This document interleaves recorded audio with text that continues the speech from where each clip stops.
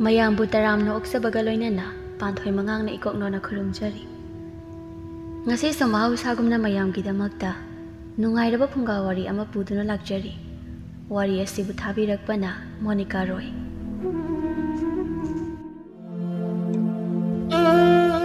ꯑꯗꯨꯉꯩ ꯃꯇꯝ ꯑꯃꯒꯤ ꯋꯥꯔꯤꯅꯤ꯫ ꯂꯩꯔꯥꯡ ꯀꯧꯕꯤ ꯃꯁꯛ ꯃꯇꯧ ꯌꯥꯝꯅ ꯐꯖꯕꯤ ꯅꯨꯄꯤ ꯑꯃ ꯂꯩꯔꯝꯃꯤ꯫ ꯃꯍꯥꯛ ꯑꯁꯤ ꯃꯁꯛ ꯐꯖꯩ ꯍꯥꯏꯔꯕꯁꯨ ꯂꯝꯆꯠꯇꯤ ꯑꯗꯨꯛꯀꯤ ꯃꯇꯤꯛ ꯃꯣꯠꯄꯤ ꯅꯨꯄꯤ ꯑꯃꯅꯤ꯫ ꯑꯌꯨꯛꯀꯤ ꯃꯇꯝꯅꯤ ꯂꯩꯃꯅ "ꯍꯣ ꯑꯃꯥꯡꯁꯪ ꯃꯅꯨꯡꯗꯨꯗ ꯁꯤꯔꯕꯣ ꯅꯪꯕꯣ ꯍꯥ? ꯉꯁꯥꯏꯗꯒꯤ ꯑꯃꯥꯡꯁꯪ ꯃꯅꯨꯡꯗꯨꯗ ꯀꯩꯗꯧꯔꯤꯒꯦ ꯅꯪ?" ꯁꯣꯝꯗ ꯑꯃꯥꯡꯁꯪ ꯃꯅꯨꯡꯗꯅꯤ ꯂꯩꯔꯥꯡꯅ "ꯍꯣ ꯊꯣꯛꯂꯦ ꯑꯁ ꯄꯨꯛꯁꯤꯁꯨ ꯑꯣꯟꯊꯣꯛꯅ ꯅꯨꯡꯉꯥꯏꯈꯤꯗ꯭ꯔꯦ ꯇꯧꯔꯤꯁꯦ꯫ ꯃꯗꯨꯒꯤ ꯅꯨꯄꯥꯗꯨꯅ ꯌꯦꯟ ꯊꯣꯡꯕꯗ ꯃꯣꯔꯣꯛ ꯀꯌꯥꯝ ꯊꯥꯛꯆꯤꯜꯂꯕꯅꯣ ꯈꯪꯗꯦ." ꯉꯥꯏꯍꯥꯛꯀꯤ ꯃꯇꯨꯡꯗꯅꯤ ꯂꯩꯔꯥꯡꯅ "ꯏꯃꯥ ꯑꯩꯈꯣꯏꯒꯤ ꯀꯩ ꯍꯦꯟꯖꯥꯡ ꯊꯣꯡꯒꯦ?" "ꯀꯣꯕꯤ ꯆꯝꯊꯣꯡ ꯊꯣꯡꯉꯤ." "ꯑꯁ ꯂꯣꯏꯔꯦ ꯍꯦꯟꯖꯥꯡꯅꯤ ꯀꯥꯏꯅ ꯑꯗꯨꯕꯨ ꯀꯅꯥꯅ ꯆꯥꯅꯤꯡ ꯊꯣꯡꯉꯤꯅꯣ? ꯍꯦꯛ ꯇꯧꯕꯒ ꯀꯣꯕꯤ ꯆꯝꯊꯣꯡ, ꯀꯣꯕꯤ ꯁꯥꯛ, ꯀꯣꯕꯤ ꯃꯅꯥ ꯏꯔꯣꯝꯕꯗ ꯇꯧ ꯂꯩ꯫ ꯂꯝꯕꯤꯗ ꯆꯠꯄ ꯌꯥꯗ꯭ꯔꯦ ꯁꯟꯅ ꯇꯥꯟꯅꯔꯛꯑꯦ ꯀꯣꯕꯤ ꯃꯅꯝ ꯅꯝꯗꯅ." "ꯍꯣ ꯐꯔꯕꯅꯤ ꯈꯔ ꯆꯥꯔꯤꯁꯦ꯫ ꯁ꯭ꯋꯥꯏꯗ ꯋꯥ ꯉꯥꯡꯗꯅꯅꯦ ꯂꯩꯗꯨ ꯁꯔꯨꯛ ꯆꯠꯂꯨ ꯅꯪꯒꯤ ꯐꯃꯨꯡꯗꯣ ꯂꯣꯏꯁꯜꯂꯨꯆꯣ." "ꯐꯃꯨꯡꯅꯦꯅ ꯐꯤꯅ ꯆꯤꯡꯃꯨꯛ ꯋꯥꯡꯅ ꯄꯩꯌꯦꯃꯤ ꯁꯦꯠꯂꯨꯔꯒ ꯐꯃꯨꯡ ꯃꯊꯛꯇ ꯂꯪꯁꯤꯟꯗꯅ ꯊꯝꯃꯦ꯫ ꯂꯩꯁꯥꯕꯤꯅꯦꯅ ꯃꯃꯥꯏꯈꯛ ꯅꯥꯟꯕ ꯑꯣꯏꯅ ꯇꯧꯔꯗꯅ." "ꯏꯁ ꯏꯃꯥꯗꯤ ꯀꯌꯥꯝ ꯅꯥꯜꯂꯗꯅ ꯏꯔꯨꯗꯅ ꯆꯥꯛ ꯊꯣꯡꯕꯤꯁꯤꯗꯤ." "ꯍꯥꯏ ꯑꯩꯅ ꯏꯔꯨꯗ꯭ꯔꯒ ꯀꯩꯗꯧꯔꯒꯦ? ꯂꯨꯔꯣꯏꯅ ꯂꯨꯗ꯭ꯔꯤꯅꯤ ꯆꯣ ꯅꯁꯛꯗꯨ ꯌꯦꯡꯅꯤꯡꯗꯦ." "ꯍꯣ ꯆꯠꯆꯔꯒꯦ ꯑꯩꯅ ꯍꯦꯟꯅ ꯏꯃꯥꯒꯤ ꯃꯅꯥꯛꯇ ꯂꯩꯅꯤꯡꯗꯦ꯫ ꯀꯥꯟꯅꯗꯦ ꯀ꯭ꯋꯥ ꯃꯇꯞ ꯑꯃ ꯆꯥꯁꯤꯜꯂꯒ ꯁꯣꯔꯣꯛꯇ ꯊꯣꯛꯎꯒꯦ." ꯑꯁꯤ ꯍꯥꯏꯅ ꯂꯩꯔꯥꯡ ꯑꯗꯨ ꯁꯣꯔꯣꯛꯇ ꯊꯣꯛꯂꯛꯂꯝꯃꯤ꯫ ꯃꯥꯅ ꯑꯁꯨꯝ ꯂꯝꯕꯤꯗ ꯆꯠꯂꯤꯉꯩ ꯅꯨꯄꯥ ꯑꯃꯅ ꯃꯥꯕꯨ ꯀꯧꯔꯛꯂꯝꯃꯤ꯫ "ꯏꯆꯟ ꯀꯩꯅꯣꯝꯇ ꯍꯪꯒꯦꯕ." ꯂꯩꯔꯥꯡ ꯑꯣꯟꯊꯣꯛꯇꯨꯅ ꯌꯦꯡꯕꯗ ꯎꯔꯦ ꯃꯁꯛ ꯃꯇꯧꯗ ꯑꯋꯥꯠꯄ ꯂꯩꯇ꯭ꯔꯕ ꯅꯨꯄꯥ ꯑꯃꯅ ꯁꯒꯣꯜ ꯑꯉꯧꯕ ꯑꯃꯒꯤ ꯃꯊꯛꯇ ꯇꯣꯡꯗꯨꯅ ꯂꯩꯔꯝꯕ ꯑꯗꯣ꯫ ꯅꯨꯄꯥ ꯑꯗꯨ ꯎꯔꯨꯕꯗ ꯂꯩꯔꯥꯡ ꯃꯥꯗꯤ ꯄꯨꯡꯉꯥꯎ ꯍꯦꯛ ꯉꯥꯎꯈ꯭ꯔꯦ꯫ "ꯍꯩꯃꯥ ꯅꯨꯄꯥꯅꯤ ꯀꯔꯤ ꯈꯨꯐꯖꯅꯣ ꯁꯦꯜꯒ ꯌꯥꯝꯅ ꯄꯥꯏꯔꯝꯗꯧ ꯃꯥꯜꯂꯦ." "ꯍꯣꯏ ꯏꯆꯜ ꯀꯩꯅꯣꯝꯇ ꯍꯪꯖꯒꯦ." "ꯀꯔꯤꯅꯣ ꯁꯤꯕꯨ ꯃꯤꯠꯌꯦꯡ ꯅꯥꯌꯦꯡꯁꯤ ꯌꯥꯝ ꯍꯩꯅꯗꯦ." "ꯍꯣꯏ ꯍꯪꯉꯣ ꯏꯕꯨꯡ ꯏꯕꯨꯡꯅ ꯍꯪꯅꯤꯡꯕꯗꯣ ꯍꯪꯕꯤꯌꯣ." "ꯁꯦꯟꯖꯥꯎ ꯄꯥꯏꯕꯅ ꯅꯨꯄꯥ ꯑꯃ ꯂꯩꯕꯗꯨ ꯈꯪꯕ꯭ꯔꯣ? ꯃꯣꯏꯒꯤ ꯃꯌꯨꯝꯁꯦ ꯀꯗꯣꯝꯗ ꯑꯣꯏꯗꯣꯏꯅꯣ?" "ꯁꯦꯟꯖꯥꯎ ꯄꯥꯏꯕ ꯍꯥꯏꯕꯗꯤ ꯃꯤꯒꯤ ꯃꯔꯟ ꯌꯥꯝ ꯇꯣꯟꯕ ꯅꯨꯄꯥꯗꯨꯔꯣ?" ꯍꯣꯏ ꯃꯤꯒꯤ ꯁꯦꯜ ꯄꯨꯔꯒ ꯄꯤꯅꯤ ꯈꯪꯗꯕꯗꯣ." "ꯑꯣ ꯃꯣꯏꯒꯤꯕꯨꯗꯤ ꯇꯨ ꯑꯁꯤꯗ ꯀꯧꯕꯤꯂꯥ ꯄꯥꯝꯕꯤ ꯑꯃ ꯍꯧꯔꯤꯁꯦ ꯑꯁꯤꯒꯤ ꯊꯣꯡꯒꯥꯜꯁꯤꯗ ꯆꯪꯉꯣ." "ꯑꯗꯣ ꯏꯕꯨꯡꯕꯨ ꯃꯣꯏꯗ ꯀꯩꯗꯧꯕ ꯂꯥꯛꯏꯅꯣ?" "ꯑꯩꯈꯣꯏ ꯕꯥꯖꯤꯒꯤ ꯁꯦꯜ ꯇꯣꯟꯕ ꯑꯗꯨ ꯊꯧꯕ ꯂꯥꯛꯄꯅꯦ꯫ ꯑꯗꯣ ꯌꯥꯝ ꯅꯨꯡꯉꯥꯏꯖꯔꯦ ꯏꯆꯟꯅ ꯃꯐꯝ ꯇꯥꯛꯄꯤꯗꯅ ꯏꯔꯥꯏ ꯂꯥꯏꯅ ꯈꯪꯉꯦ꯫ ꯑꯗꯨꯗꯤ ꯑꯩ ꯑꯃꯨꯛ ꯆꯠꯂꯒꯦ." "ꯑꯝꯇ ꯉꯥꯏꯕꯤꯈꯣ ꯏꯕꯨꯡꯒꯤ ꯃꯤꯡꯕꯨ?" "ꯈꯣꯏꯃꯨ ꯀꯧꯏ." "ꯈꯣꯏꯃꯨ ꯍꯥꯏꯕ? ꯑꯩꯒꯤ ꯃꯤꯡꯗꯤ ꯂꯩꯔꯥꯡ ꯀꯧꯏ꯫ ꯑꯩꯈꯣꯏ ꯑꯅꯤꯒꯤ ꯃꯤꯡꯁꯦ ꯌꯥꯝ ꯆꯥꯟꯅꯩ ꯂꯩꯔꯥꯡ ꯈꯣꯏꯃꯨ, ꯈꯣꯏꯃꯨ ꯂꯩꯔꯥꯡ ꯑꯁ ꯌꯥꯝ ꯆꯥꯟꯅꯩ ꯍꯥꯏꯃꯤ." "ꯑꯩꯁꯦ ꯁꯛ ꯑꯗꯨꯝ ꯐꯖꯕꯅꯤ ꯐꯖꯗ꯭ꯔꯣ?" "ꯅꯨꯄꯤ ꯄꯤꯗꯥ ꯑꯃꯅꯤꯅꯦ ꯁꯤꯗꯤ ꯃꯁꯤ ꯅꯨꯄꯥ ꯎꯕ ꯌꯥꯗꯕ ꯃꯥꯜꯂꯦ꯫ ꯑꯩꯗꯁꯨ ꯆꯠꯍꯧꯔꯒꯦ꯫ ꯏꯆꯜ ꯑꯩ ꯆꯠꯂꯒꯦ." ꯑꯁꯤ ꯍꯥꯏꯅ ꯈꯣꯏꯃꯨ ꯑꯗꯣ ꯃꯥꯒꯤ ꯁꯒꯣꯜ ꯑꯗꯨ ꯊꯧꯗꯨꯅ ꯆꯠꯈꯤꯔꯝꯃꯤ꯫ ꯂꯩꯔꯥꯡꯅ "ꯀꯔꯤ ꯅꯨꯄꯥꯅꯣ ꯁꯤꯕꯣ ꯑꯩꯉꯣꯟꯗ ꯍꯟꯅꯒ ꯌꯦꯡꯂꯝꯗꯦꯅꯦ." "ꯍꯧꯖꯤꯛꯀꯤ ꯅꯨꯄꯥꯗꯣ ꯃꯁꯛꯁꯨ ꯐꯖꯩ ꯁꯦꯜꯁꯨ ꯄꯥꯏꯔꯝꯗꯧ ꯃꯥꯜꯂꯤ ꯀꯥꯟꯅꯗꯦ ꯑꯁꯤ ꯀꯣꯏꯗ ꯌꯥꯗ꯭ꯔꯦ ꯑꯩꯅ." ꯑꯁꯨꯝꯅ ꯂꯩꯔꯥꯡ ꯑꯗꯣ ꯂꯝꯕꯤꯗ ꯀꯣꯏꯆꯠ ꯆꯠꯄ ꯌꯥꯕ ꯆꯠꯂꯨꯔꯕ ꯇꯨꯡꯗ ꯃꯌꯨꯝꯗ ꯍꯟꯖꯤꯜꯂꯝꯃꯤ꯫ ꯅꯨꯡꯊꯤꯜꯒꯤ ꯃꯇꯝꯅꯤ꯫ ꯂꯩꯔꯥꯡ ꯃꯩꯄꯥꯛꯀ ꯎꯅꯔꯝꯃꯤ꯫ "ꯇꯥ ꯃꯩꯄꯥꯛ ꯀꯔꯤꯅꯣ ꯅꯪꯒꯤ ꯉꯔꯥꯡꯒꯤ ꯍꯦꯟꯁꯥꯡꯗꯨꯕꯣ ꯃꯣꯔꯣꯛ ꯀꯌꯥꯝ ꯊꯥꯛꯀꯦ?" "ꯃꯣꯔꯣꯛꯇꯤ ꯀꯩꯁꯨꯝ ꯌꯥꯝꯅ ꯊꯥꯛꯇꯕꯅꯤ꯫ ꯑꯗ ꯑꯩꯅ ꯅꯪꯒꯤ ꯍꯦꯟꯖꯥꯡ ꯁꯔꯨꯛꯇꯣ ꯇꯦꯡꯀꯣꯠꯇ ꯈꯥꯏꯗꯣꯛꯂꯒ ꯊꯅꯝꯕꯅꯤ꯫ ꯑꯗꯨꯒ ꯑꯩꯅ ꯑꯩꯒꯤ ꯀꯥꯗ ꯐꯨꯔꯤꯠ ꯂꯤꯠꯁꯤꯟꯕ ꯆꯪꯂꯤꯉꯩꯗ ꯑꯩꯈꯣꯏ ꯏꯃꯥꯅ ꯅꯪꯒꯤ ꯍꯦꯟꯖꯥꯡ ꯁꯔꯨꯛꯇꯨꯗ ꯃꯣꯔꯣꯛ ꯃꯀꯨꯞ ꯃꯌꯥꯝ ꯊꯥꯛꯆꯤꯜꯂꯤ꯫ ꯑꯩꯁꯨ ꯈꯪꯗꯦ ꯑꯩꯅ ꯅꯣꯏꯗꯒꯤ ꯍꯜꯂꯛꯂꯀꯥꯟꯗ ꯏꯃꯥꯅ ꯍꯥꯏꯔꯛꯑꯦ." "ꯀꯔꯤꯒꯤꯅꯣ ꯏꯃꯥꯗꯤ ꯑꯗꯨꯝꯅ ꯇꯧꯔꯤꯕ? ꯑꯩ ꯈꯣꯏꯗꯧꯁꯦ ꯌꯥꯝ ꯁꯥꯎꯅꯤꯡꯉꯛꯇꯧꯔꯤꯗ." "ꯑꯩꯈꯣꯏ ꯏꯃꯥꯅ ꯍꯦꯟꯖꯥꯡꯗꯣ ꯌꯥꯝꯗ꯭ꯔꯦ ꯄꯤꯔꯨꯔꯅꯨ ꯍꯥꯏꯕ꯫ ꯑꯗ ꯑꯩꯅ ꯅꯪ ꯄꯤꯖꯅꯤꯡꯗꯅ ꯇꯝꯗꯅ ꯅꯪꯒꯤ ꯁꯔꯨꯛ ꯈꯥꯏꯗꯣꯛꯄ ꯑꯗꯨꯒꯤꯅꯤ." "ꯅꯣꯏ ꯅꯃꯥꯗꯣ ꯅꯨꯡꯁꯤꯗꯦꯍꯦ꯫ ꯑꯗꯣ ꯇꯥ ꯃꯩꯄꯥꯛ ꯅꯪ ꯑꯩꯉꯣꯟda ꯁꯦꯜ ꯈꯤꯇ ꯄꯤꯌꯣ ꯑꯩ ꯍꯟꯗꯛꯇꯤ ꯁꯦꯜ ꯑꯃꯠꯇ ꯄꯥꯏꯗ꯭ꯔꯦ." "ꯍꯣꯏ ꯄꯤꯒꯦ ꯑꯩ ꯍꯌꯦꯡ ꯇꯨꯃꯤꯟꯅ ꯏꯃꯥꯒꯤ ꯎꯄꯨꯗꯒꯤ ꯍꯨꯔꯥꯜꯂꯒꯦ꯫ ꯅꯍꯥꯟꯃꯨꯛ ꯑꯩꯅ ꯅꯪꯉꯣꯟꯗ ꯄꯤꯅꯕꯅꯤ ꯍꯥꯏꯅ ꯂꯣꯟꯅ ꯁꯦꯜ ꯍꯨꯔꯥꯟꯕꯗꯣ ꯑꯗꯨꯗ ꯑꯩꯈꯣꯏ ꯏꯃꯥꯅ ꯑꯩꯁꯦ ꯍꯨꯔꯥꯟꯕ ꯐꯥꯗꯅ ꯁꯤꯔꯝꯗꯧꯔꯕꯅꯤ ꯏꯃꯥꯅ ꯐꯨꯕꯗ." "ꯑꯗꯨꯗꯤ ꯃꯊꯪ ꯍꯨꯔꯥꯟꯕꯗꯗꯤ ꯆꯦꯛꯁꯤꯟꯅ ꯍꯨꯔꯥꯜꯂꯛꯑꯣ ꯑꯗꯣ ꯁꯣꯏꯗꯤ ꯁꯣꯏꯔꯛꯀꯅꯨ ꯁꯦꯜꯗꯣ ꯀꯣ." ꯑꯁꯨꯝꯅ ꯑꯅꯤ ꯑꯗꯨ ꯋꯥꯔꯤ ꯋꯥꯇꯥꯏ ꯉꯥꯏꯍꯥꯛ ꯇꯧꯔꯕ ꯇꯨꯡꯗ ꯃꯩꯄꯥꯛ ꯑꯗꯨ ꯃꯌꯨꯝꯗ ꯍꯟꯈꯤꯔꯝꯃꯤ꯫ ꯃꯩꯄꯥꯛꯅ ꯆꯠꯈ꯭ꯔꯕꯗ ꯂꯩꯔꯥꯡꯅ ꯑꯁꯨꯝꯅ ꯍꯥꯏꯖꯍꯧꯏ꯫ "ꯑꯄꯪꯕ ꯃꯤꯒ ꯀꯣꯏꯅꯕꯁꯦ ꯌꯥꯝ ꯅꯨꯡꯉꯥꯏꯗ ꯀꯥꯟꯅꯗꯦ ꯑꯋꯥꯡꯂꯣꯝꯒꯤ ꯂꯝꯄꯥꯛꯇ ꯇꯥꯃꯩꯖꯥꯎꯅ ꯑꯩ ꯉꯥꯏꯔꯝꯂꯅꯤ ꯃꯥꯒꯤ ꯅꯥꯛꯇ ꯑꯃꯨꯛ ꯆꯠꯂꯒꯦ ꯑꯁꯤ ꯍꯥꯏꯅ ꯂꯩꯔꯥꯡ ꯑꯗꯨ ꯑꯋꯥꯡꯂꯣꯝꯒꯤ ꯂꯝꯄꯥꯛꯇ ꯂꯥꯛꯂꯝꯃꯤ ꯇꯥꯃꯩꯖꯥꯎ ꯀꯌꯥꯝ ꯀꯨꯏꯔꯒꯦ ꯑꯩꯕꯨ ꯉꯥꯏꯕ ꯉꯥꯏꯍꯥꯛ ꯑꯣꯏꯔꯦ ꯀꯩꯅꯣ ꯌꯥꯝ ꯀꯨꯏꯔꯛꯏꯅ ꯉꯁꯤꯗꯤ ꯍꯣ ꯐꯤ ꯁꯨꯔꯤꯉꯩꯗ ꯊꯦꯡꯈ꯭ꯔꯤꯅꯤ ꯊꯕꯛ ꯌꯥꯝ ꯐꯕꯖꯥꯠꯅꯤꯅꯦ ꯑꯩꯒꯤ ꯅꯨꯄꯤꯁꯤꯗꯤ ꯈꯔ ꯐꯩ ꯑꯗꯨ ꯇꯥꯃꯩꯖꯥꯎ ꯅꯍꯥꯟ ꯑꯩꯅ ꯁꯦꯜ ꯍꯥꯏꯕꯗꯣ ꯄꯨꯔꯦ ꯁꯦ ꯄꯥꯏꯁꯤꯜꯂꯣ ꯑꯩꯃ ꯌꯥꯝ ꯐꯩꯌꯦ ꯇꯥꯃꯩꯄꯥꯛ ꯏꯍꯦ ꯇꯥꯃꯩꯖꯥꯎ ꯅꯪꯁꯦ ꯀꯅꯥꯅꯣ ꯇꯥꯃꯩꯄꯥꯛ ꯍꯥꯏꯗꯤ ꯀꯥꯏꯗꯤ ꯇꯥꯃꯩꯄꯥꯛꯅꯣ ꯑꯩꯗꯤ ꯇꯥꯃꯩꯖꯥꯎ ꯍꯥꯏꯕꯅꯤ ꯇꯥꯃꯩꯖꯥꯎꯅ ꯁꯦꯔꯥꯟ ꯇꯨꯔꯥꯟ ꯇꯥꯕ ꯑꯣꯏꯔꯝꯅꯤ ꯑꯣ ꯑꯩꯅ ꯁꯦꯔꯥꯟ ꯇꯨꯔꯥꯟ ꯇꯥꯕ ꯑꯣꯏꯔꯝꯃꯅꯤ ꯑꯗꯣ ꯅꯪꯒꯤ ꯁꯦꯜ ꯑꯋꯥꯠ ꯑꯄꯥ ꯂꯩꯔꯁꯨ ꯑꯗꯨꯝ ꯍꯥꯏꯔꯛꯎꯀꯣ ꯑꯍꯣꯏ ꯇꯥꯃꯩꯖꯥꯎ ꯅꯪꯁꯦ ꯌꯥꯝ ꯐꯩ ꯁꯤꯗꯅꯤꯅꯦ ꯑꯩꯅ ꯇꯥꯃꯩꯖꯥꯎꯒꯤ ꯑꯇꯣꯝꯕꯤ ꯑꯣꯏꯔꯁꯨ ꯑꯣꯏꯔꯒꯦ ꯈꯜꯂꯤꯁꯦ ꯑꯁꯨꯝꯅ ꯃꯈꯣꯏ ꯑꯅꯤꯁꯨ ꯋꯥꯔꯤ ꯋꯥꯇꯥꯏ ꯉꯥꯏꯍꯥꯛ ꯇꯧꯔꯕ ꯇꯨꯡꯗ ꯃꯌꯨꯝꯗ ꯍꯟꯅꯈꯤꯔꯝꯃꯤ ꯁꯣꯝꯗ ꯂꯩꯔꯥꯡꯅ ꯃꯌꯨꯝ ꯍꯜꯂꯛꯄꯗ ꯃꯥꯒꯤ ꯃꯃꯥ ꯂꯩꯃꯗꯣ ꯁꯥꯎꯅ ꯃꯈ꯭ꯋꯥꯡ ꯃꯦꯠꯂꯒ ꯃꯥꯕꯨ ꯂꯥꯛꯄ ꯉꯥꯏꯔꯝꯃꯤ ꯀꯔꯤꯅꯣ ꯏꯃꯥ ꯊꯣꯡꯒꯥꯜꯁꯤꯗ ꯂꯩꯔꯝꯃꯤꯁꯤꯕꯣ ꯏꯃꯨꯡꯗ ꯅꯤꯡꯊꯤꯖꯅ ꯂꯩꯌꯨ ꯌꯥꯗ꯭ꯔꯣ ꯍꯣ ꯏꯃꯥꯒꯤ ꯏꯕꯦꯝꯃ ꯂꯩꯔꯥꯡ ꯏꯆꯥꯕꯨ ꯃꯐꯝ ꯀꯩꯗ ꯁꯥꯠꯂꯨꯔꯤꯕꯅꯣ ꯉꯁꯥꯏ ꯑꯌꯨꯛ ꯆꯥꯕꯒꯤ ꯀꯣꯜ ꯂꯨꯈꯥꯛ ꯐꯥꯎꯕ ꯐꯦꯡꯂꯝꯗꯈꯩ ꯍꯩꯃꯥ ꯑꯩꯗꯤ ꯀꯣꯟꯗ ꯐꯦꯡꯂꯝꯕ ꯀꯥꯎꯔꯤ ꯏꯃꯥꯅ ꯐꯦꯡꯂꯕ ꯅꯠꯇ꯭ꯔꯣ ꯑꯩꯗꯤ ꯀꯩꯗꯧ ꯐꯦꯡꯗꯣꯏꯕ ꯍꯥ ꯑꯩꯕꯨ ꯅꯣꯏ ꯅꯄꯥꯅ ꯊꯅꯕ ꯃꯤꯅꯥꯏꯔꯣ ꯅꯪꯒꯤ ꯐꯦꯡꯗ꯭ꯔꯗꯤ ꯐꯦꯡꯗꯦꯀꯣ ꯍꯥꯏꯔꯣ ꯁꯤꯈ꯭ꯔꯕ ꯏꯄꯥꯗꯣ ꯄꯟꯕꯤꯔꯅꯨ ꯑꯃꯨꯛ ꯑꯁꯤ ꯍꯥꯏꯔꯝꯂꯒ ꯏꯃꯨꯡꯗ ꯆꯪꯈꯤꯔꯝꯃꯤ ꯑꯁꯨꯝꯅ ꯅꯨꯃꯤꯠ ꯑꯗꯨꯁꯨ ꯍꯧꯈꯤꯔꯝꯃꯤ ꯅꯣꯡꯃꯒꯤ ꯅꯨꯃꯤꯠꯅꯤ ꯂꯩꯔꯥꯡ ꯑꯗꯨ ꯃꯥꯒꯤ ꯃꯇꯥ ꯂꯥꯡꯂꯦꯟꯒ ꯃꯈꯣꯏꯒꯤ ꯊꯪꯅꯕ ꯈꯨꯟꯗ ꯂꯩꯕ ꯃꯃꯥꯟꯅꯕꯤ ꯑꯃ ꯂꯨꯍꯣꯡꯕꯒꯤ ꯄꯣꯠꯄꯥꯡ ꯊꯤꯟꯕ ꯆꯠꯂꯝꯃꯤ ꯑꯁꯨꯝꯅ ꯁꯨꯝ ꯂꯥꯛꯄꯅ ꯈꯣꯏꯃꯨꯒ ꯂꯩꯔꯥꯡꯒ ꯊꯦꯡꯅꯔꯝꯃꯤ ꯍꯩꯃꯥ ꯇꯥ ꯈꯣꯏꯃꯨ ꯑꯦ ꯏꯆꯟ ꯅꯣꯏꯗꯤ ꯑꯩꯈꯣꯏ ꯈꯨꯟꯗ ꯀꯩꯗꯧꯕ ꯂꯥꯛꯏꯅꯣ ꯂꯩꯔꯥꯡꯅ ꯏꯃꯥꯟꯅꯕꯤ ꯑꯃ ꯂꯨꯍꯣꯡꯗꯧꯔꯕ ꯑꯗꯨꯒꯤ ꯃꯥꯒꯤ ꯄꯣꯠꯄꯥꯡ ꯄꯤꯕ ꯂꯥꯛꯂꯤꯅꯤ ꯑꯗꯣ ꯇꯥ ꯈꯣꯏꯃꯨ ꯍꯣꯏꯒꯤ ꯌꯨꯝꯁꯦ ꯁ꯭ꯋꯥꯏꯗꯩꯔꯣ ꯍꯣꯏ ꯃꯥꯅꯤ ꯑꯩꯈꯣꯏꯗꯤ ꯏꯅꯛ ꯅꯛꯑꯦꯗ ꯇꯨ ꯑꯁꯤꯗ ꯎꯔꯤꯕ ꯐꯖꯕ ꯌꯨꯝꯁꯦ ꯑꯁꯤꯒꯤ ꯍꯥ ꯀꯗꯥꯏ ꯑꯣꯍꯣ ꯑꯁꯤꯒꯤ ꯐꯖꯕ ꯌꯨꯝꯁꯦ ꯅꯣꯏꯒꯤꯅꯦꯕ ꯑꯩꯃꯥ ꯌꯥꯝ ꯐꯖꯩ ꯅꯣꯏ ꯌꯨꯝꯁꯤꯗꯤ ꯑꯩꯗꯤ ꯅꯍꯥꯟꯅ ꯈꯪꯈ꯭ꯔꯕꯅꯤ ꯇꯥ ꯈꯣꯏꯃꯨꯁꯦ ꯁꯣꯏꯗꯅ ꯁꯦꯜ ꯄꯥꯏꯕ ꯏꯃꯨꯡꯒꯤ ꯃꯆꯥ ꯑꯣꯏꯔꯝꯃꯅꯤꯁꯦ ꯑꯦ ꯀꯩꯅꯣ ꯁꯤ ꯅꯨꯄꯤꯁꯦ ꯃꯀꯣꯛꯁꯦ ꯈꯔ ꯆꯥꯛ ꯆꯥꯂꯣ ꯏꯆꯟ ꯑꯩꯈꯣꯏꯒꯤ ꯌꯨꯝꯗꯤ ꯐꯖꯕ ꯌꯨꯝꯁꯤꯒꯤ ꯃꯅꯤꯡꯗꯒꯤꯅꯤ ꯑꯦ ꯃꯤꯅ ꯉꯥꯡꯂꯤꯁꯤ ꯇꯥꯗꯦꯅꯤ ꯂꯩꯔꯥꯡ ꯈꯣꯏꯃꯨꯅ ꯍꯥꯏꯗꯨ ꯇꯥꯗꯦ ꯃꯥꯒꯤ ꯊꯣꯛꯄ ꯑꯃ ꯂꯥꯡꯂꯦꯟꯗ ꯋꯥ ꯉꯥꯡꯗꯨꯅ ꯂꯩ ꯇꯨ ꯑꯁꯤꯗ ꯎꯔꯤꯕ ꯌꯨꯝ ꯐꯖꯕꯁꯦ ꯑꯁꯤ ꯇꯥ ꯈꯣꯏꯃꯨ ꯍꯣꯏꯒꯤꯅꯤ ꯌꯥꯝ ꯐꯖꯗ꯭ꯔꯦ ꯏꯇꯥ ꯍꯣꯏꯅꯦ ꯌꯥꯝ ꯐꯖꯩꯅꯦ ꯑꯗꯣ ꯏꯇꯥ ꯑꯁꯤꯅ ꯀꯔꯝꯕꯅꯣ ꯈꯪꯅꯕ ꯀꯌꯥꯝ ꯀꯨꯏꯔꯒꯦ ꯁꯤꯕꯣ ꯃꯁꯛꯀ ꯌꯥꯝ ꯐꯖꯩꯅꯦ ꯆꯨꯝꯅ ꯁꯨꯝ ꯆꯝꯅ ꯈꯪꯅꯕ ꯏꯕꯨꯡꯅꯤꯗ ꯑꯦ ꯑꯗꯨꯗꯤ ꯑꯩꯒ ꯀꯣꯏꯅꯖꯔꯒꯦ ꯃꯁꯛꯁꯦ ꯉꯥꯎꯋꯦ ꯃꯤ ꯎꯕꯗ ꯀꯩꯅꯣꯗ ꯏꯇꯥ ꯑꯩ ꯏ ꯀꯥꯔꯛꯀꯅꯤꯀꯣ ꯅꯪꯒꯤ ꯂꯥꯕ ꯎꯕ ꯌꯥꯗꯕꯤꯗꯣ ꯇꯧꯔꯛꯀꯅꯨ ꯂꯥꯕ ꯎꯕ ꯌꯥꯗ꯭ꯔꯤꯗꯤ ꯑꯩ ꯅꯠꯇꯤꯌꯦ ꯅꯪꯅꯤ ꯏꯕꯦꯝꯃ ꯑꯁ ꯀꯩꯅꯣꯝꯒꯤ ꯅꯨꯄꯤ ꯉꯥꯛꯇꯅꯤꯅꯦ ꯑꯩ ꯈꯔ ꯊꯨꯅ ꯆꯠꯍꯧꯔꯒꯦ ꯏꯆꯜꯂꯅꯦ ꯑꯩ ꯌꯨꯝꯗ ꯊꯕꯛ ꯂꯩꯍꯧꯏ ꯅꯣꯏ ꯑꯅꯤ ꯂꯩꯍꯧꯀꯣ ꯑꯩ ꯌꯨꯝꯗ ꯆꯪꯂꯒꯦ ꯑꯁꯤ ꯍꯥꯏꯔꯝꯂꯒ ꯈꯣꯏꯃꯨ ꯑꯗꯨ ꯆꯠꯈꯤꯔꯝꯃꯤ ꯅꯨꯄꯤ ꯑꯅꯤꯗꯨꯗꯤ ꯈꯣꯏꯃꯨꯗ ꯆꯥꯗ ꯈꯨꯌꯦꯡꯖꯍꯧꯏ ꯑꯁꯨꯝꯅ ꯅꯨꯃꯤꯠ ꯑꯗꯨꯁꯨ ꯍꯧꯈ꯭ꯔꯦ ꯅꯣꯡꯃ ꯂꯩꯔꯥꯡ ꯑꯗꯣ ꯃꯆꯨꯝ ꯇꯥꯈꯩ ꯀꯦꯁꯤꯜꯂꯒ ꯏꯁꯤꯡ ꯁꯣꯛꯄ ꯊꯣꯛꯂꯛꯂꯝꯃꯤ ꯂꯥꯛꯄꯅ ꯍꯦ ꯂꯩꯔꯥꯡ ꯉꯥꯏꯈꯣ ꯅꯪ ꯀꯩꯗꯧꯔꯒꯦ ꯇꯥ ꯂꯥꯛꯄ ꯅꯪ ꯇꯧꯔꯤꯁꯤ ꯀꯩꯅꯣ ꯑꯩꯅ ꯅꯪꯒꯤ ꯀꯔꯤ ꯋꯥꯠꯍꯜꯂꯒꯦꯕ ꯅꯪꯒꯤ ꯀꯔꯤ ꯅꯅꯤꯡ ꯊꯨꯡꯍꯟꯗ꯭ꯔꯒꯦ ꯀꯔꯤꯒꯤꯅꯣ ꯅꯪꯅ ꯃꯇꯨ ꯃꯆꯥ ꯂꯩꯔꯕ ꯃꯩꯖꯥꯎ ꯍꯥꯏꯕ꯭ꯔꯥ ꯑꯗꯨꯒ ꯀꯣꯏꯅꯩ ꯍꯥꯏꯁꯦ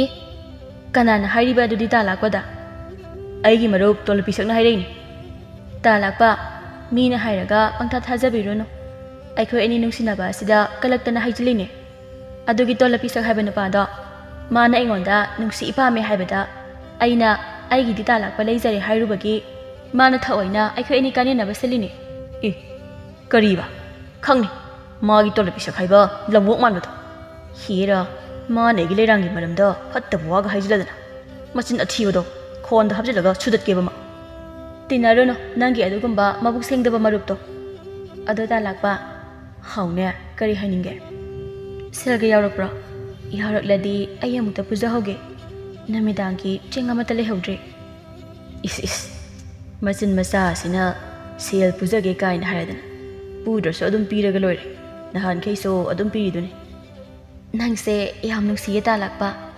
ꯅꯕꯨꯛꯁꯨ ꯌꯥꯝ ꯐꯩ ꯑꯩꯅ ꯍꯥꯏꯔꯤꯈꯩꯁꯨ ꯑꯗꯨꯝ ꯌꯥꯏ ꯑꯁ ꯈꯨꯅꯨꯡꯁꯤ ꯑꯃ ꯇꯧꯏꯃꯤ ꯁꯦ ꯌꯥꯝꯅꯗꯤ ꯌꯥꯎꯔꯛꯇ꯭ꯔꯦ ꯁꯤꯅ ꯌꯥꯔꯗ꯭ꯔꯥ ꯀꯣꯟꯅꯒꯗ꯭ꯔꯣ ꯆꯦꯡ ꯋꯥꯟꯕ ꯋꯥꯜꯂꯁꯨ ꯍꯥꯏꯔꯛꯑꯣ ꯑꯩ ꯉꯥꯏꯍꯥꯛ ꯂꯩꯔꯒ ꯊꯤꯜꯂꯛꯀꯦ ꯌꯥꯔꯅꯤꯗ ꯁꯤꯅ ꯀꯣꯟꯅꯔꯅꯤ ꯁꯤ ꯑꯣꯏꯔꯗꯤ ꯍꯟꯗꯛ ꯍꯞꯇꯥꯁꯤꯃꯒꯤ ꯀ꯭ꯋꯥ ꯆꯥꯕ ꯀꯣꯟꯅꯔꯅꯤ ꯅꯨꯡꯉꯥꯏꯈ꯭ꯔꯦꯗꯀꯣ ꯂꯩꯔꯥꯡꯉꯩꯒꯤ ꯄꯨꯟꯁꯤꯁꯦ ꯑꯁꯨꯛ ꯅꯨꯡꯉꯥꯏꯕ ꯄꯨꯟꯁꯤ ꯃꯍꯤꯡꯁꯤꯕꯨ ꯀꯗꯥꯏꯗ ꯑꯃꯨꯛ ꯂꯩꯔꯝꯈꯤꯅꯤ ꯑꯣꯏ ꯂꯩꯔꯥꯡ ꯂꯩꯔꯥꯡ ꯀꯩꯗꯧꯔꯒꯦ ꯅꯪꯕꯣ ꯁꯦꯜꯗꯨꯗ ꯌꯦꯡꯗꯅ ꯅꯣꯛꯂꯤꯗꯨꯕꯣ ꯑꯩꯕꯨ ꯅꯣꯛꯈꯤꯕ꯭ꯔꯣ ꯑꯩꯗꯤ ꯅꯣꯛꯇꯦꯗ ꯇꯥ ꯂꯥꯛꯄꯅ ꯅꯣꯛꯄ ꯑꯣꯏꯅ ꯎꯕ ꯑꯣꯏꯔꯝꯅꯤ ꯑꯩꯗꯤ ꯅꯣꯛꯄ ꯅꯠꯇꯤꯌꯦ ꯅꯪꯅ ꯋꯥꯅ ꯊꯕꯛ ꯁꯨꯔꯒ ꯐꯪꯂꯛꯄ ꯁꯦꯜꯁꯦ ꯑꯩꯅ ꯂꯧꯕꯤꯔꯦꯅ ꯈꯜꯂꯒ ꯄꯤꯕꯅꯤ ꯅꯪ ꯍꯧꯖꯤꯛꯇ ꯀ꯭ꯋꯥ ꯆꯥꯕꯒꯤ ꯅꯌꯥ ꯑꯆꯨꯕꯗꯣ ꯍꯤꯒꯠꯇꯅ ꯅꯣꯛꯂꯤꯗꯨꯕꯨ ꯅꯣꯛꯄ ꯅꯠꯇꯦ ꯄꯤꯕꯅꯦꯕ ꯍꯣꯏꯗ ꯑꯩꯒꯤ ꯅꯨꯡꯁꯤꯕꯤꯅ ꯍꯥꯏꯔꯕꯅꯤꯅ ꯆꯨꯝꯂꯝꯃꯅꯤꯗ ꯑꯩꯒꯤ ꯃꯤꯠꯅ ꯁꯦꯔꯥꯟ ꯇꯨꯔꯥꯟ ꯎꯕ ꯑꯣꯏꯔꯝꯃꯅꯤ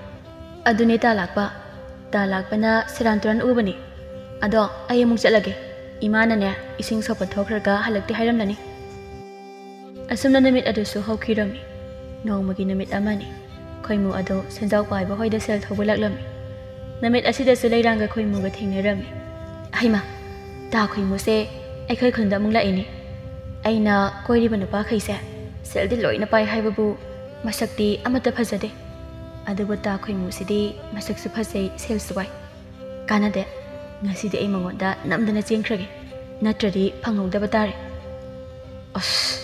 ꯑꯁꯤ ꯅꯨꯄꯤꯁꯦ ꯑꯃꯨꯛ ꯂꯩꯔꯝꯃꯤꯅꯦ ꯑꯣꯟꯊꯣꯛꯅ ꯇꯟꯈ꯭ꯔꯦꯗ ꯑꯁꯤ ꯅꯨꯄꯤꯁꯤꯒ ꯊꯦꯡꯅꯗꯣꯏ ꯁꯔꯨꯛ ꯑꯩ ꯀꯩ ꯑꯣꯏꯅ ꯊꯦꯡꯅꯖꯔꯒꯦ ꯑꯁꯨꯝꯅ ꯈꯣꯏꯃꯨ ꯑꯗꯣ ꯃꯗꯣꯝ ꯋꯥꯈꯜ ꯈꯜꯂꯤꯉꯩ ꯂꯩꯔꯥꯡ ꯑꯗꯣ ꯈꯣꯏꯃꯨꯒꯤ ꯃꯅꯥꯛ ꯇꯝꯅ ꯆꯪꯂꯛꯂꯝꯃꯤ ꯑꯗꯨꯒ ꯑꯁꯨꯝꯅ ꯍꯥꯏꯔꯛꯂꯝꯃꯤ ꯏꯕꯨꯡ ꯅꯆꯜꯒꯤ ꯃꯇꯦꯡ ꯑꯃꯠꯇ ꯄꯥꯡꯕꯤꯌꯣ ꯀꯩ ꯃꯇꯦꯡ ꯑꯩꯒꯤ ꯁꯅꯥꯕꯨꯟꯗꯣ ꯄꯨꯈ꯭ꯔꯤꯗ ꯇꯥꯁꯤꯟꯈ꯭ꯔꯦ ꯑꯃꯨꯛꯇ ꯂꯧꯈꯠꯄꯤꯌꯣ ꯍꯥꯏꯒꯦ ꯇꯧꯕꯅꯤ ꯑꯩ ꯐꯔꯛ ꯇꯥꯔꯅꯤ ꯌꯩꯆꯟ ꯁꯥꯎꯒꯅꯨ ꯌꯥꯝ ꯐꯠꯇꯦꯅ ꯅꯪꯗꯤ ꯏꯕꯨꯡ ꯅꯪ ꯑꯩꯒꯤ ꯁꯅꯥꯕꯨꯟꯗꯣ ꯄꯨꯈ꯭ꯔꯤꯗꯒꯤ ꯂꯧꯈꯠꯇꯕ ꯌꯥꯔꯣꯏ ꯍꯥꯏꯔꯤꯕꯁꯤꯅꯤꯀꯣ ꯄꯦꯜꯂꯦꯍꯦ ꯃꯁꯤ ꯅꯨꯄꯤꯁꯦ ꯀꯗꯣꯝꯗ ꯂꯩꯒꯦ ꯄꯨꯈ꯭ꯔꯤꯗꯨꯕꯣ ꯂꯧꯈꯠꯄꯤꯔꯝꯂꯒꯦ ꯑꯁꯤ ꯍꯥꯏꯅ ꯑꯅꯤ ꯑꯗꯣ ꯈꯨꯜꯒꯤ ꯄꯨꯈ꯭ꯔꯤ ꯇꯝꯅ ꯂꯥꯛꯑꯝꯃꯤ ꯏꯆꯟ ꯀꯥꯏꯋꯥꯏꯗꯅꯣ ꯁꯅꯥꯕꯨꯟ ꯇꯥꯁꯤꯟꯈ꯭ꯔꯤꯗꯨꯕꯣ ꯑꯁꯨꯝꯅ ꯈꯣꯏꯃꯨꯅ ꯍꯥꯏꯕꯒ ꯂꯩꯔꯥꯡꯅ ꯈꯣꯏꯃꯨꯒꯤ ꯃꯈꯨꯠꯇꯨ ꯐꯥꯔꯒ ꯑꯁꯨꯝꯅ ꯂꯥꯎꯔꯛꯂꯝꯃꯤ ꯍꯣ ꯀꯅꯥ ꯂꯩꯒꯦ ꯅꯨꯄꯤ ꯐꯥꯔꯦ ꯍꯣ ꯂꯩꯀꯥꯏ ꯅꯨꯄꯤ ꯐꯥꯔꯦ ꯑꯩꯕꯨ ꯑꯃꯨꯛꯇ ꯀꯟꯕꯤꯌꯣ ꯍꯣꯏ ꯀꯩꯅꯣ ꯏꯆꯟ ꯅꯪꯅ ꯑꯩ ꯈꯨꯗꯥꯡꯁꯦ ꯀꯣꯟꯁꯤꯜꯂꯒ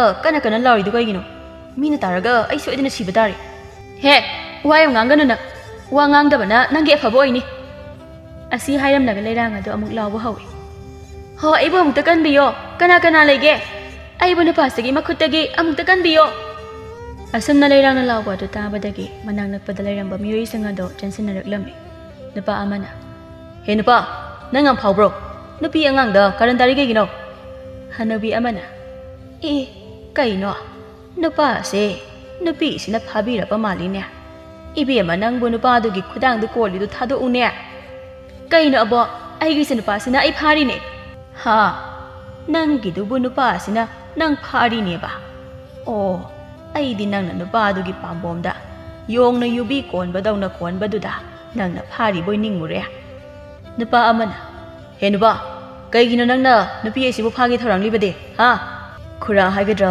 ꯃꯥꯃ ꯍꯥꯏꯒꯗ꯭ꯔꯥ ꯅꯆꯥꯗꯤ ꯅꯨꯄꯤꯁꯤꯕꯨ ꯐꯥꯒꯦ ꯇꯧꯈꯤꯕ ꯂꯩꯇꯦ ꯃꯥꯅ ꯑꯩꯕꯨ ꯈꯣꯏꯃꯨ ꯃꯥꯅ ꯍꯥꯏꯒꯦ ꯇꯧꯔꯝꯂꯤꯕ ꯋꯥ ꯑꯗꯣ ꯂꯣꯏꯁꯤꯟꯈ꯭ꯔꯦ ꯂꯩꯔꯥꯡꯅ ꯃꯔꯛ ꯊꯠꯈ꯭ꯔꯦ ꯍꯦ ꯇꯥ ꯈꯣꯏꯃꯨ ꯀꯔꯤꯒꯤꯅꯣ ꯅꯪꯅ ꯑꯗꯨꯛꯅ ꯆꯤꯟꯊꯤꯔꯤꯕ ꯑꯩꯁꯤ ꯅꯨꯄꯤꯅꯤ ꯍꯥꯏꯅ ꯎꯁꯤꯠꯇ꯭ꯔꯤꯕ ꯍꯥꯏꯗꯨꯔꯣ ꯍꯧꯖꯤꯛꯇ ꯅꯠꯇ꯭ꯔꯣ ꯅꯪꯅ ꯑꯩꯒꯤ ꯈꯨꯗꯥꯡꯁꯤ ꯄꯥꯏꯔꯒ ꯅꯈꯣꯏ ꯌꯨꯝꯗ ꯄꯨꯅꯤꯅ ꯁꯣꯔꯣ ꯆꯤꯡꯂꯤꯗꯣ ꯃꯧ ꯑꯃꯅ ꯅꯨꯄꯥꯁꯦ ꯂꯩꯔꯥꯡ ꯍꯥꯏꯕꯤ ꯅꯨꯄꯤꯁꯤꯒꯤ ꯂꯥꯡꯗ ꯊꯨꯔꯦꯅꯦ ꯅꯨꯡꯉꯥꯏꯇꯦꯗ ꯂꯩꯔꯥꯡꯒꯤ ꯂꯝꯆꯠ ꯈꯪꯕ ꯃꯤ ꯈꯔ ꯑꯃꯅꯗꯤ ꯅꯨꯄꯥ ꯑꯁꯤ ꯅꯨꯡꯉꯥꯏꯇꯦ ꯍꯥꯏꯅ ꯁꯣꯟꯅꯔꯤ ꯑꯗꯨꯕꯨ ꯂꯩꯔꯥꯡꯒꯤ ꯂꯝꯆꯠ ꯈꯪꯗꯕ ꯅꯨꯄꯥꯁꯤꯡꯅꯗꯤ ꯂꯩꯀꯥꯏꯒꯤ ꯃꯆꯜꯅꯤ ꯍꯥꯏꯅ ꯂꯩꯔꯥꯡꯒꯤ ꯃꯤꯆꯪ ꯆꯪꯗꯨꯅ ꯈꯣꯏꯃꯨꯗ ꯈꯨꯠ ꯊꯥꯒꯦ ꯐꯥꯎ ꯇꯧꯔꯝꯃꯤ ꯑꯁꯨꯝꯅ ꯇꯧꯅꯔꯤꯉꯩ ꯂꯩꯔꯥꯡꯒꯤ ꯃꯃꯥ ꯂꯩꯃꯁꯨ ꯃꯆꯥꯅꯨꯄꯤꯒꯤ ꯄꯥꯎ ꯑꯁꯤ ꯇꯥꯔꯗꯨꯅ ꯂꯥꯛꯑꯝꯃꯤ ꯂꯩꯃ ꯑꯁꯨꯝꯅ ꯃꯇꯣꯝꯗ ꯈꯟꯖꯩ ꯍꯩꯃꯥ ꯅꯨꯄꯥ ꯑꯁꯤꯗꯤ ꯃꯁꯛ ꯌꯥꯝ ꯐꯖꯩꯅꯦ ꯃꯁꯤ ꯁꯦꯜ ꯁꯣꯏꯗꯅ ꯄꯥꯏꯕ ꯃꯤ ꯑꯣꯏꯔꯝꯒꯅꯤ ꯀꯥꯟꯅꯗꯦ ꯑꯩꯒꯤ ꯏꯆꯥꯅꯨꯄꯤꯁꯤ ꯅꯝꯗꯅ ꯄꯤꯁꯤꯟꯈ꯭ꯔꯒꯦ ꯃꯌꯥꯝ ꯅꯨꯄꯥ ꯑꯁꯦ ꯂꯦꯝꯅ ꯊꯥꯕꯤꯒꯅꯨ ꯑꯩꯒꯤ ꯏꯆꯥ ꯑꯁꯦ ꯅꯨꯄꯥ ꯑꯁꯤꯗ ꯄꯤꯈ꯭ꯔꯁꯤ ꯃꯥꯅ ꯑꯩꯒꯤ ꯏꯆꯥꯕꯨ ꯃꯤꯌꯥꯝꯃꯥꯡꯗ ꯏꯀꯥꯏꯕ ꯅꯪꯍꯜꯂꯕꯅꯤꯅ ꯅꯠꯇꯦ ꯑꯩꯅ ꯃꯉꯣꯟꯗ ꯀꯔꯤꯁꯨ ꯇꯧꯈꯤꯗꯦ ꯀꯔꯤꯅꯣ ꯅꯣꯏꯅ ꯑꯩꯉꯣꯟꯗ ꯇꯧꯕꯤꯔꯤꯕꯁꯤꯕꯣ ꯂꯩꯀꯥꯏ ꯑꯁꯤꯒꯤ ꯏꯕꯨꯡ ꯏꯄꯥ ꯏꯃꯥ ꯏꯕꯦꯟ ꯅꯨꯄꯤ ꯑꯣꯏꯕꯤ ꯑꯩꯒꯤ ꯏꯖꯠꯄꯨ ꯀꯟꯕꯤꯌꯨ ꯅꯨꯄꯥ ꯑꯃꯅ ꯈꯨꯗꯥꯡ ꯄꯥꯏꯗꯨꯅ ꯆꯤꯡꯈ꯭ꯔꯕꯤ ꯑꯩꯕꯨ ꯀꯅꯥꯅ ꯂꯧꯕꯤꯒꯅꯤ ꯑꯗꯨꯅ ꯃꯌꯥꯝꯅ ꯑꯩꯕꯨ ꯅꯨꯄꯥ ꯑꯁꯤꯗ ꯁꯤꯟꯅꯕꯤꯌꯨ ꯃꯧ ꯅꯍꯥ ꯑꯃꯅ Masi leksabira moksabira khangdabise lamsat fajabigasu sari ho mayam masigi nupise mayam hau hau tawdana nupa sita pikhrasi mitsi yam nare nupa amana he nupa nang nupi se puduna nayumda jatkadabani natrabadi nang mayam changdana hatokani nupa amana amu asamna hairaklam aduga nupi ase nang na nayum yoraga tathi ta oina tawraba nang kya nungai roi hanubi aduna oh onthokna nungai khidre da nupa masa se nupi sinan amdana phabire ne oh onthokpani da leimana yare aigi isa se ibungo nangna puraga chatpikro aduga ne nakhoirom da adum luhongluro ai magi luhongnaba selga amata leite aduna inthoe hayeng aina se leira kanda lakhat pirage asam na khoimuna leirang bu magi mayum tamna puraklami asam lakpana khoimo hogi khunda yoraklami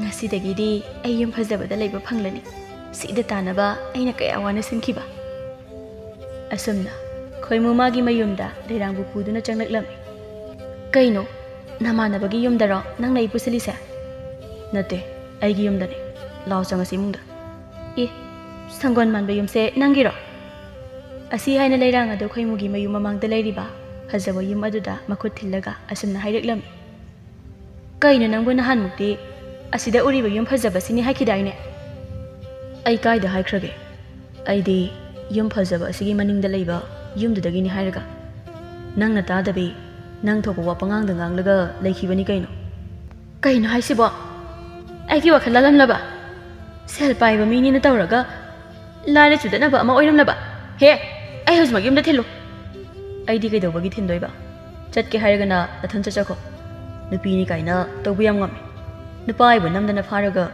haujina muk lairame yumda thinbiro kaina nayang linda diklong kautharadi sor thingni na loire leirang agi punsi loire kaino ina hauji tawduisibo aibu sangon manba yumsida leiba taribo hai taning jeko ai sagol se baji sajo hoide thindoge ngasidi baji gi khonti soidana charni sel thoba chalaga nupi chelena minai gi famse thadat pirakpra khangde hai imdu changamo asi hairamaga chatki sagol sisu migi oira malini kaino in dawrisibo ai matha yam sari dai mana nahan mu phajaba yum palakpaduda aidi haraumandana mana ngambu wado phajana takidre mana ngambu wado phajana tajaramadi ngasi thokli se thoklamoi ko somda khoimu ado sagol adu punsilami mana asumna tawringai sajawna mabu kawraklami hai khoimu magi senjaw paiba haiba migi marana makhwang koiraba nupado unarakra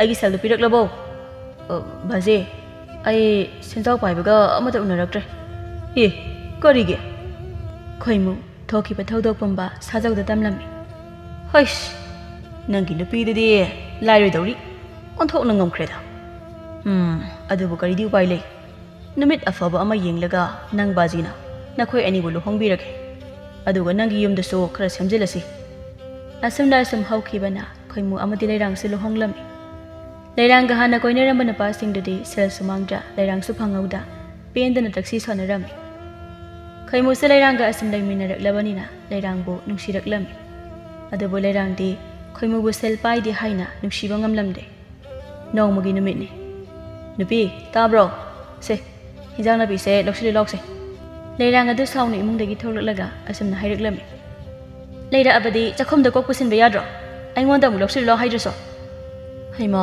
masidi saudam tale se aina nangi ni haina ngamuk lerakpani se asi haina khoimuna magi nupigi ngamuk adupi leirang ngamuk adu tap lawraga laktana langi aibu nangi asigomba se chaningba manbra ha lari sudatnaba nangonda leridana aise manglabane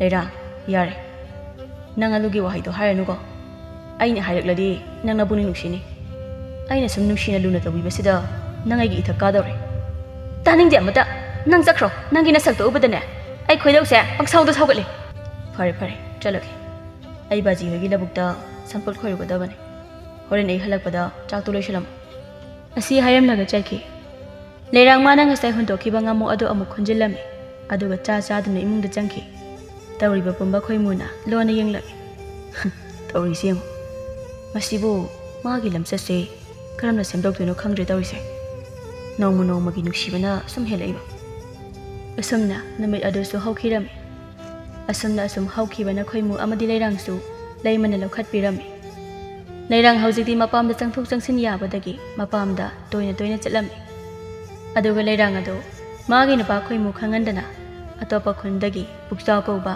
ꯁꯦꯟꯖꯥꯎ ꯄꯥꯏꯕ ꯅꯨꯄꯥ ꯑꯍꯜ ꯑꯃ ꯀꯣꯏꯕ ꯍꯧꯔꯛꯂꯝꯃꯤ ꯅꯣꯡꯃ ꯂꯩꯔꯥꯡꯒꯤ ꯃꯄꯥꯝꯗꯅꯤ ꯂꯩꯃꯅ ꯅꯪꯕꯨ ꯅꯆꯥ ꯌꯥꯎꯗ꯭ꯔꯤꯉꯩ ꯅꯪꯒꯤ ꯂꯥꯏꯔꯤꯛ ꯆꯨꯗꯠꯅꯕꯗꯨꯒ ꯈꯥꯏꯅ ꯊꯣꯛꯑꯣꯅꯦ ꯅꯆꯥ ꯌꯥꯎꯔꯛꯂꯗꯤ ꯅꯪ ꯅꯅꯤꯡ ꯇꯧꯕꯁꯨ ꯌꯥꯔꯔꯣꯏ ꯍꯣꯏ ꯏꯃꯥ ꯑꯩꯁꯨ ꯈꯜꯂꯤꯅꯤ ꯑꯗ ꯑꯩꯅ ꯃꯉꯣꯟꯗ ꯀꯔꯤ ꯃꯔꯥꯜ ꯄꯤꯁꯤꯜꯂꯒ ꯈꯥꯏꯅꯁꯤꯒꯦ ꯈꯜꯂꯤꯅꯤ ꯍꯣꯏꯅꯦ ꯃꯔꯥꯜ ꯑꯃ ꯄꯤꯁꯤꯟꯗꯅ ꯈꯥꯏꯅꯕꯗꯤ ꯌꯥꯔꯣꯏ ꯅꯪꯁꯨꯅꯦ ꯅꯨꯄꯥꯗꯣ ꯐꯖꯅ ꯍꯥꯟꯅ ꯁꯦꯜ ꯄꯥꯏꯗꯤ ꯈꯪꯗꯣꯛꯀꯦꯗꯤ ꯍꯦꯛꯇ ꯅꯪꯍꯧꯔꯣꯏꯗꯧꯅ ꯅꯨꯄꯥꯗꯨꯗ ꯍꯦꯛꯇ ꯐꯥꯔꯒ ꯂꯩꯁꯤꯜꯂꯤ ꯁꯦ ꯅꯪꯒꯤ ꯅꯨꯄꯥ ꯀꯔꯤ ꯄꯨꯛꯆꯥꯎ ꯍꯥꯏꯕ꯭ꯔꯥ ꯀꯩꯅꯣ ꯃꯥꯅꯅꯦ ꯅꯪꯒꯤꯅꯤ ꯍꯥꯏꯅ ꯄꯤꯔꯝꯕꯅꯤ ꯑꯩꯉꯣꯟꯗ ꯑꯩꯗꯤ ꯐꯅꯕꯨ ꯅꯣꯛꯅꯤꯡꯂꯤ ꯅꯪꯒꯤ ꯅꯨꯄꯥ ꯍꯅꯨꯕꯗꯣ ꯃꯥꯅ ꯑꯩꯉꯣꯟꯗ ꯏꯃꯥ ꯀꯥꯏꯅ ꯀꯧꯔꯗꯅ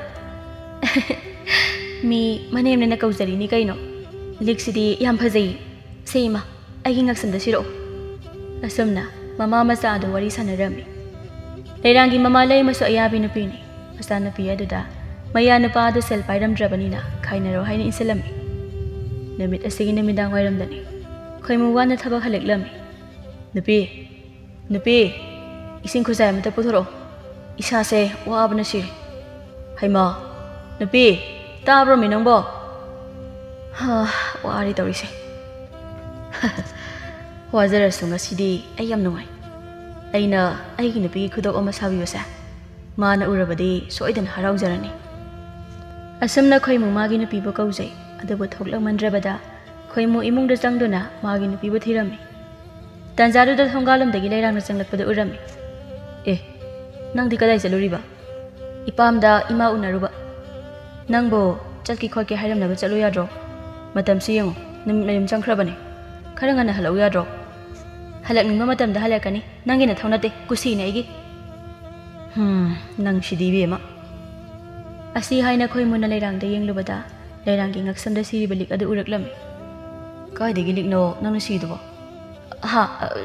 ꯁꯤꯔꯣ ꯑꯩꯒꯤꯅꯤ ꯍꯥꯏꯅ ꯏꯃꯥꯅ ꯁꯥꯕꯤꯕꯅꯤ ꯂꯤꯛꯁꯦ ꯀꯥꯏꯗꯒꯤꯅꯣ ꯌꯥꯝ ꯊꯨꯅ ꯍꯥꯏꯔꯛꯑꯣ ꯏꯃꯥꯅ ꯑꯁꯤꯒꯨꯝꯕ ꯂꯤꯛ ꯑꯁꯦ ꯁꯥꯕ ꯉꯝꯗꯧ ꯅꯠꯇꯦ ꯀꯥꯏꯗꯒꯤ ꯂꯤꯛꯅꯣ ꯀꯅꯥꯅ ꯄꯤꯔꯛꯏꯅꯣ ꯅꯨꯄꯥꯅ ꯑꯩꯒꯤ ꯑꯔꯣꯟꯕ ꯅꯨꯄꯥꯅ ꯄꯤꯔꯛꯂꯤꯕ ꯅꯪ ꯀꯩꯗꯧꯒꯦ ꯍꯥꯏꯕꯅꯣ ꯈꯣꯏꯃꯨ ꯁꯥꯎꯅ ꯂꯩꯔꯥꯡꯒꯤ ꯃꯃꯥꯏꯗ ꯈꯨꯄꯥꯛꯅ ꯊꯥꯖꯤꯜꯂꯦ ꯈꯪꯕ꯭ꯔꯣ ꯅꯪ ꯑꯗꯨ ꯎꯁꯤꯠꯇꯕ ꯍꯦꯟꯅ ꯆꯠꯅꯥꯏꯗꯕꯤ ꯅꯪ ꯌꯨꯝꯁꯤꯗ ꯂꯩꯕ ꯌꯥꯔꯣꯏ ꯅꯪ ꯌꯥꯝ ꯊꯨꯅ ꯆꯠꯂꯨ ꯅꯄꯥꯝꯗ ꯃꯐꯝꯁꯦ ꯂꯝꯆꯠ ꯅꯥꯏꯗꯕꯒꯤ ꯂꯩꯐꯝ ꯅꯠꯇꯦ ꯈꯪꯂꯕ ꯍꯣ ꯀꯦꯠꯂꯦ ꯑꯗꯨꯗꯤ ꯑꯩꯅ ꯍꯦꯟꯅꯅꯦ ꯅꯪꯒꯤ ꯅꯌꯨꯝꯁꯤꯗ ꯂꯩꯖꯅꯤꯡꯗꯦ ꯆꯠꯈꯤꯅꯤꯌꯦ ꯑꯩ ꯆꯠꯈꯤꯅꯤ ꯅꯪꯒꯤ ꯅꯥꯛꯇ ꯂꯩꯗꯣꯏ ꯁꯔꯨꯛꯅꯦ ꯏꯄꯥꯝꯗ ꯅꯨꯡꯉꯥꯏꯅ ꯂꯩꯔꯨꯒꯦ ꯑꯁꯤ ꯍꯥꯏꯔꯝꯂꯒ ꯂꯩꯔꯥꯡ ꯑꯗꯨ ꯆꯠꯈꯤ ꯈꯣꯏꯃꯨ ꯂꯩꯔꯥꯡꯒꯤ ꯃꯇꯧꯗꯣ ꯌꯥꯝꯅ ꯄꯦꯟꯖꯔꯝꯗꯦ ꯑꯁꯨꯝꯅ ꯃꯊꯪꯒꯤ ꯅꯨꯃꯤꯠꯅꯤ ꯈꯣꯏꯃꯨ ꯂꯩꯔꯥꯡꯕꯨ ꯂꯧꯕ ꯂꯥꯛꯆꯔꯝꯃꯤ ꯂꯩꯃꯅ ꯏꯕꯨꯡꯉꯣ ꯀꯔꯤ ꯂꯩꯔꯦ ꯏꯃꯥ ꯂꯩꯔꯥꯡꯗꯣ ꯌꯨꯝꯗ ꯆꯠꯂꯁꯤ ꯍꯥꯏꯒꯦꯅ ꯂꯥꯛꯄꯅꯦ ꯏꯆꯥꯁꯦ ꯑꯃꯨꯛ ꯍꯥꯠꯇꯣꯛꯄꯤꯒꯦ ꯍꯥꯏꯔꯤꯔꯣ ꯉꯔꯥꯡꯇ ꯅꯠꯇ꯭ꯔꯣ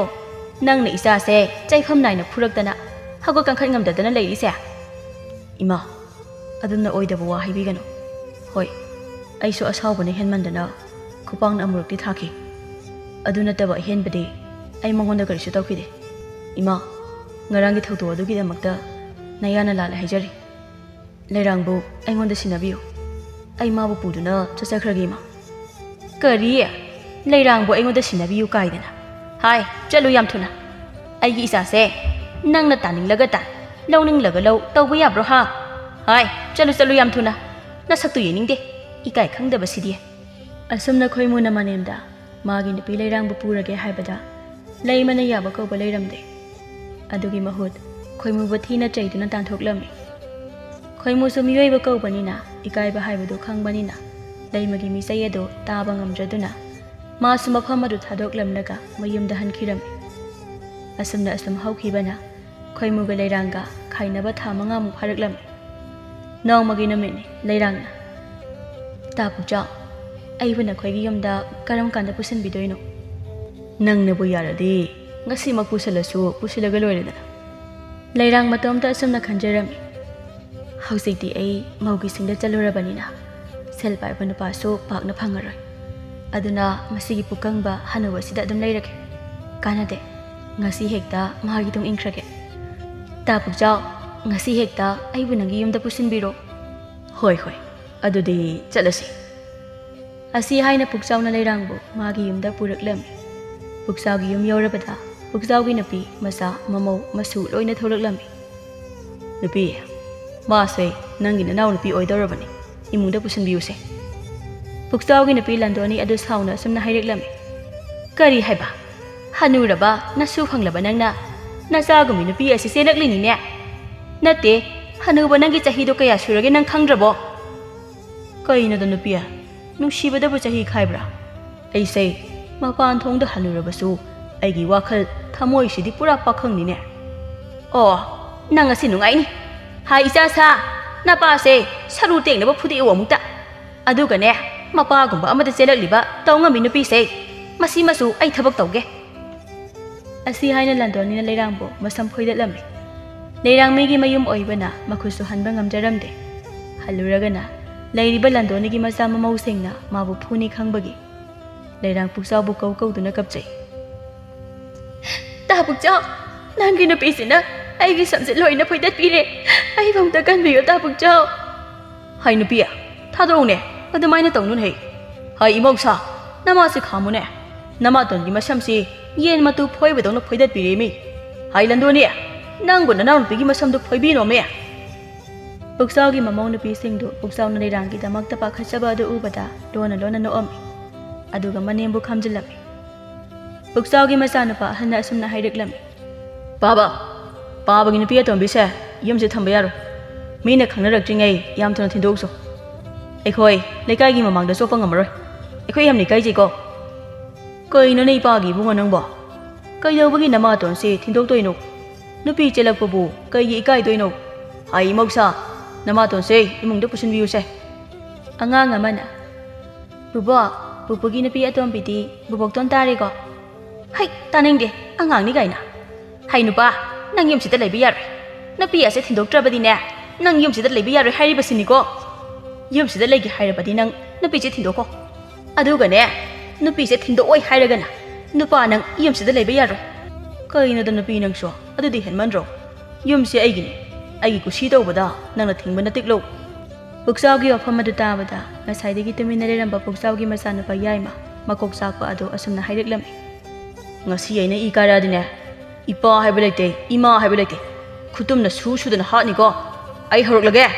Ai gi hona bida horok lage. Angang amana. Khurayai ma angau ba hore, jang hore se imungda. Asi haina angang singdo imungda kurang rong sen senaki. Puksaw pa khana. Hayai ma. Ngasi di nang pa bane. Nama to se thadok pa ngamoi. Aduna yum se thadok laga chalage ko. Hai leirang chal hore silo. Ai gi sa yai ma sei makok sak pani.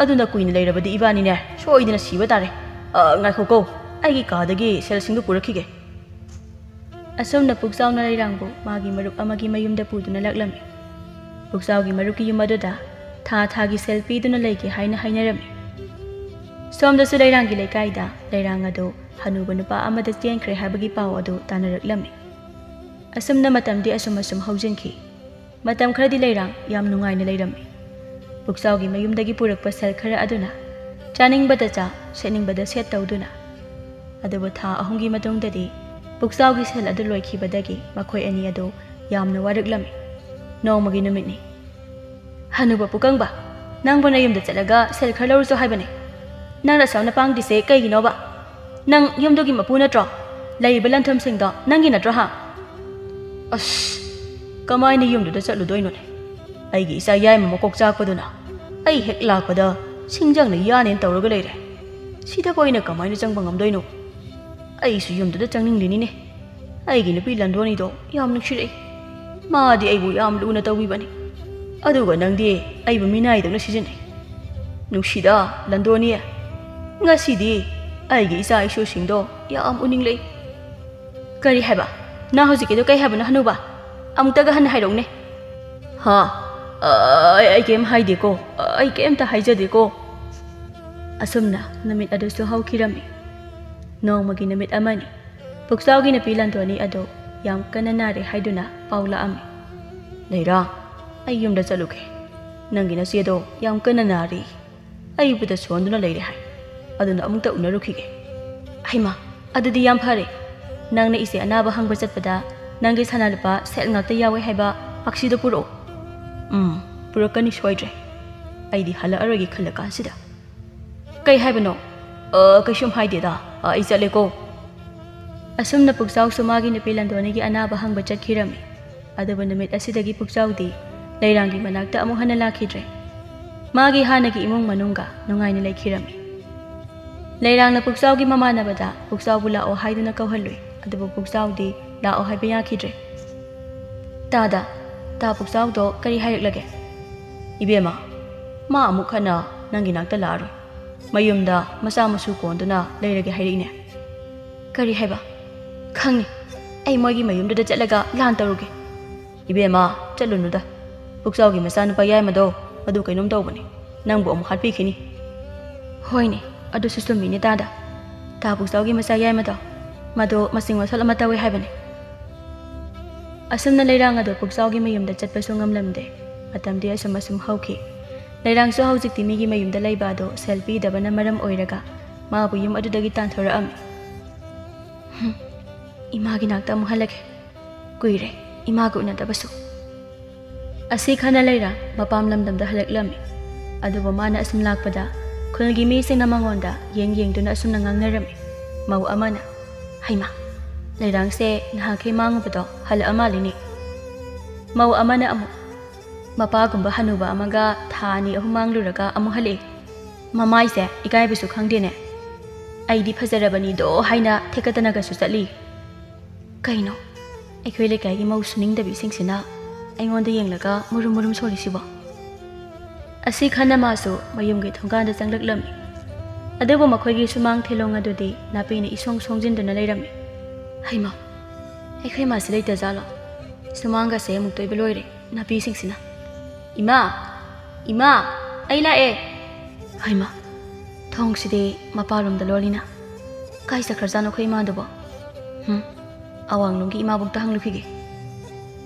Asi haina leirang ado makhoigi mama bu thokpi nupi adugi mayumda laami.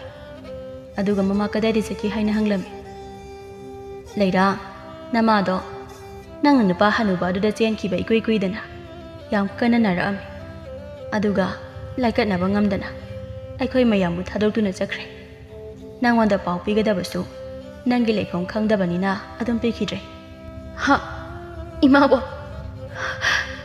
Ima, nachane imagi aroiba mikupta.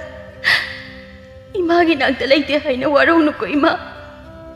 Leira, nang kapke sunya nayumda chatlaga kapluso.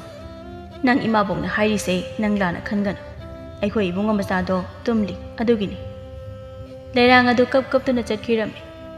Ha, nungsiani kaina swaida kaplini ne. Sununge nungsidi lamchat naida bisi. Asamna leirang haujikti mama selektrabanina madom wana leirami. Lekai mi kana amatanasu mabu kaubi ngangbiramde. Mana chatluriba phata lamchat aduna maram oiraga mabu lekai mi singsina thina ngangnarami. Leirang haujikti wakhal khara taraklami. Masu mana tawriba thabak adu phattaba thabakni haina khangjaraklami.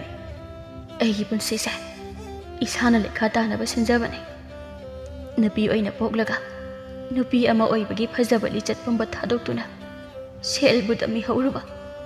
Ngasidi aise miyamgi tinsina fam oire. Ta khoi mudo ngasidi yamna ningsingda ida. Adungai mana ibu kaya da nusina luna tawiba. Adugo ainadi mabu lairare haina kaya da usit ikidaba.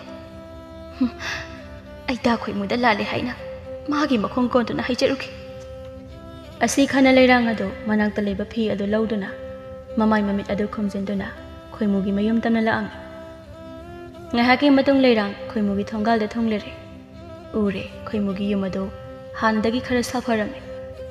Yum ado yam taru tanana leiba yum ama oirami. Khoimuna ingkhol suduna leiba ado leirang na urami.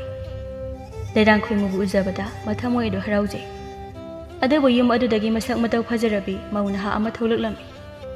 Ta khoimu ising sida leijare. Haima, humangak tangaire aiti thopigi se.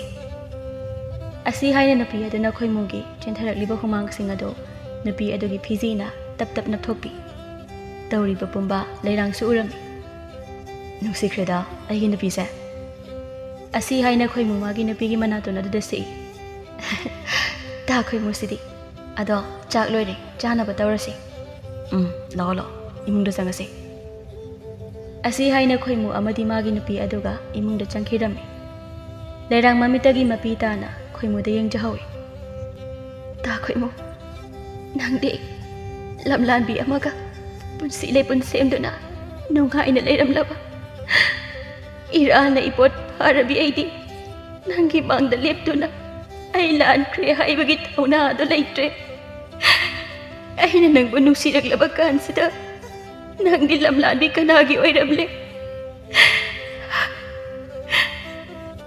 ꯑꯩ ꯋꯥꯔꯧꯗꯦ ꯑꯩ ꯅꯪꯕꯨ ꯋꯥꯔꯧꯗꯦ ꯑꯩꯅ ꯇꯧꯕꯅ ꯑꯩꯅ ꯐꯪꯖꯕꯅꯦ ꯅꯨꯡꯉꯥꯏꯅ ꯂꯩꯌꯨꯀꯣ ꯇꯥ ꯈꯣꯏꯃꯨ ꯑꯁꯤ ꯍꯥꯏꯅ ꯂꯩꯔꯥꯡ ꯑꯗꯣ ꯅꯤꯡꯉꯝꯗꯅ ꯀꯞꯇꯨꯅ ꯆꯠꯈꯤꯔꯝꯃꯤ ꯑꯁꯨꯝꯅ ꯅꯨꯄꯤ ꯑꯣꯏꯅ ꯄꯣꯛꯂꯒ ꯅꯨꯄꯤ ꯑꯃ ꯑꯣꯏꯕꯒꯤ ꯐꯖꯕ ꯅꯤꯡꯊꯤꯕ ꯂꯝꯆꯠꯄꯨ ꯇꯨꯡꯑꯣꯏꯅꯔꯝꯂꯒ ꯁꯦꯜꯅ ꯍꯦꯜꯂꯤ ꯁꯦꯜꯗꯒꯤ ꯍꯦꯟꯕ ꯀꯔꯤꯁꯨ ꯂꯩꯇꯦ ꯈꯜꯂꯨꯕ ꯂꯩꯔꯥꯡ ꯑꯗꯣ ꯉꯁꯤꯗꯤ ꯃꯤꯌꯥꯝꯒꯤ ꯅꯣꯛꯅꯐꯝ ꯑꯣꯏꯗꯨꯅ ꯃꯃꯤꯠꯇꯒꯤ ꯃꯄꯤ ꯀꯪꯗꯅ ꯋꯥꯅ ꯆꯥꯛꯅ ꯂꯦꯟꯈꯤꯔꯝꯃꯤ